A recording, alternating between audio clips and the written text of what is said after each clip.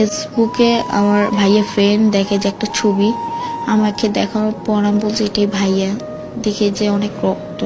তারপর আমার ওইখানেই কান্নাকাটি করতেছি, বললাম যেটা কি হয়েছে আসলে ভাইয়া। তখন জানি না যে ভাইয়া নাই, আম্মু আমাকে বলে নাই যে তোমার ভাইয়া নাই, কেউ ফোন দিও জানায় নাই। 1টা বাজে আমি বাসায় আসি, বাসায় আসার পর দেখি যে গ্যারেজ খোলা, লাইট জ্বালানো।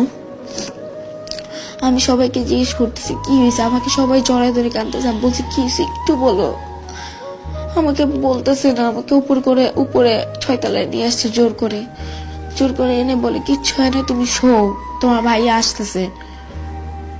প্রায় কত 30 মিনিটের মতো শুয়ে আছি, হঠাৎ করে দেখি চিৎকার দিয়ে সবাই কাঁদতেছে। বারান্দায় যাওয়ার পর দেখি যে আম্মু সবাই ধরে আছে কাঁদতেছে। আমি নিচে যেয়ে দেখি কাপড়ে কাপড় পরে আছে আমার ভাইটা। আমাকে ভাইটার সামনে কেউ যাইতেও দিতেছে না।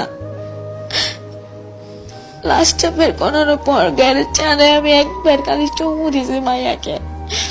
এরপরে ভোরবেলা জানাজার পর নিজের ভাইটাকে দাফন দিয়ে এসেছি।